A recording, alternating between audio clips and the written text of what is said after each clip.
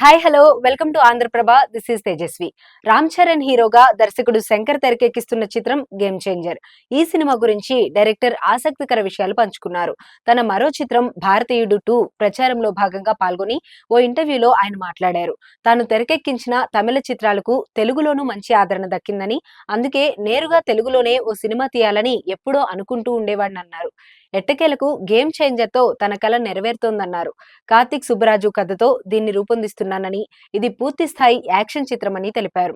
టాలీవుడ్ లో ఇలాంటి mass cinema వచ్చి చాలా కాలమైందని పేర్కొన్నారు.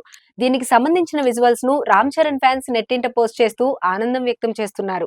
గేమ్ చేంజర్ మాస్ ఫిల్మ్ అంటూ ఫైర్ ఎమోజీలు జత చేస్తున్నారు. ఈ సినిమాలో చరణ్ డ్యూయల్ రోల్ చేశారని సమాచారం. కియారా అద్వానీ హీరోయిన్, అంజలి, శ్రీకాంత్, ఎస్జే సూర్య, నవీన్ చంద్ర కీలక పాత్రలు పోషించారు. దాదాపు 10 రోజుల షూటింగ్ మిగిలి ఉందని శంకర్ ఇటీవల ప్రెస్ మీట్ లో చెప్పారు. ఫైనల్ ఎడిటింగ్ అయ్యాక రిలీజ్ డేట్ ప్రకటిస్తామని తెలిపారు.